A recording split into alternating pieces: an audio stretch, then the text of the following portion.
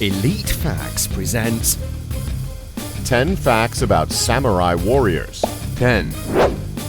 Armor. Probably the most recognizable thing about samurais, aside from their skills on the battlefield, is their armor. Although you might think that their armor was only for show, each piece has its own purpose.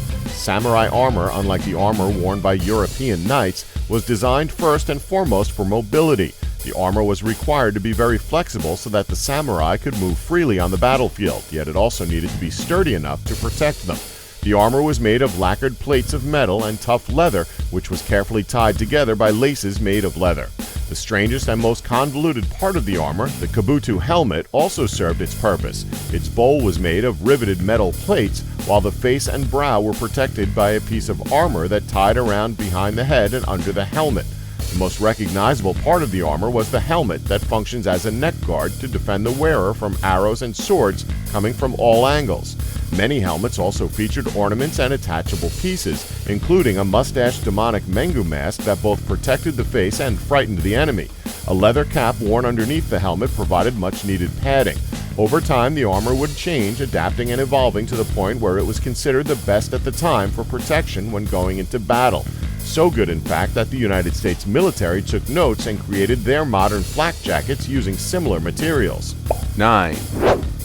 Sword durability. The katana was the main weapon of choice by samurais. When compared to the long sword that was used by most European knights at the time, it was much lighter to carry and was more aerodynamic when swinging, thanks to its curved appearance. The samurai warriors would test the durability of their swords by hanging dead enemies from a tree and then making 16 systematic cuts through the body. Pretty brutal stuff. 8.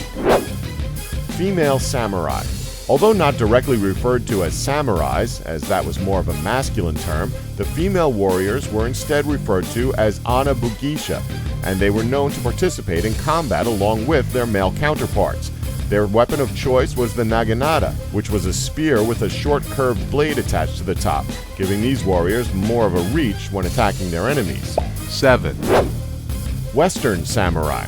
Samurais weren't just restricted to anyone with Japanese origin. There's proof of Western warriors who aligned themselves on the battle lines with samurai warriors. After choosing to align with the samurai, the Western warrior was given their own weapons, armor, and a new Japanese name as a way of inducting them into the ranks as honorary samurai warriors. 6. Education. Unlike what you might believe about most warriors from different countries, most of them weren't simply uneducated brutes. The best example of this are the samurai warriors, as most samurai were very well educated. At a time when very few Europeans could read, the level of samurai literacy was extremely high. Whether it was literacy, numeracy, or the various different arts that were available to them, they always sought to improve their knowledge and skills. 5. Open-minded. Very much like Spartan warriors, samurai were extremely open-minded when it came to sexual relations. It was said that the samurai not only accepted the presence of same-sex relations in their culture, but also encouraged it. These relationships were generally formed between an experienced samurai and the young samurai in training that he was teaching. The practice was known as wakashudo, which translates to the way of youth. Although wakashudo was considered a fundamental aspect of the way of the samurai, history has kept relatively quiet about it. 4. Short but deadly. The reported average height of most samurai warriors was between 5 foot 3 inches and 5 foot 5 inches, which at the time was still considered incredibly small, especially when compared to the height of European knights of the same era, who were averaging 6 foot to 6 foot 5 inches tall. Regardless of height, however, they were still no joke, as it was somewhat more of an advantage to them when it came to movement on the battlefield. 3. Many samurai never saw battle. It has been said that in the early centuries of the feudal period, there was frequent warfare among the lords of the samurai. However, from 1615 to 1868, the era that was known as the Edo period was considered the most peaceful era that samurai warriors were a part of. Because of this, samurai armor and weaponry was considered more ceremonial than as equipment for war. 2. Code of the Samurai.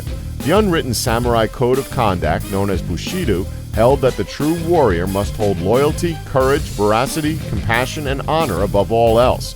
An appreciation and respect of life was also imperative, as it added balance to the warrior character of the samurai. 1. suicide ritual. Quite possibly the most horrifying thing about the way of the samurai was the risk of having to commit seppuku. Now, what's seppuku? Oh, nothing much, just having to drive a small blade into your own midsection that results in your own death. It was the gruesome suicide that a samurai had to perform if he failed to follow Bushido, or if he saw no way of surviving a situation like being captured by enemies. It is said that seppuku was either a voluntary act or a punishment. Regardless of the reason, it's said to be the most respectable way to die. The most common known way of seppuku was known as the battlefield seppuku. If a samurai was ready to die because he or she had been injured to the point where they couldn't continue, they would take the small blade and disembowel themselves. A fellow samurai would then decapitate the disemboweled samurai with a sword. Yeah, that's pretty brutal. However, the full-length seppuku was a far more elaborate process. A formal seppuku was a long ritual that started with the ceremonial bathing, followed by the samurai dressing in white robes and eating his or her favorite meal. After they had finished eating, a blade would be placed on the empty plate. The samurai would then write a death poem, a traditional tanka text where he expressed his final words. After the poem was finished, he grabbed the blade, wrapped a cloth around it, and did the deed. Again, an attendant would finish them by cutting off their head. Don't forget to like us and subscribe for more Elite Facts.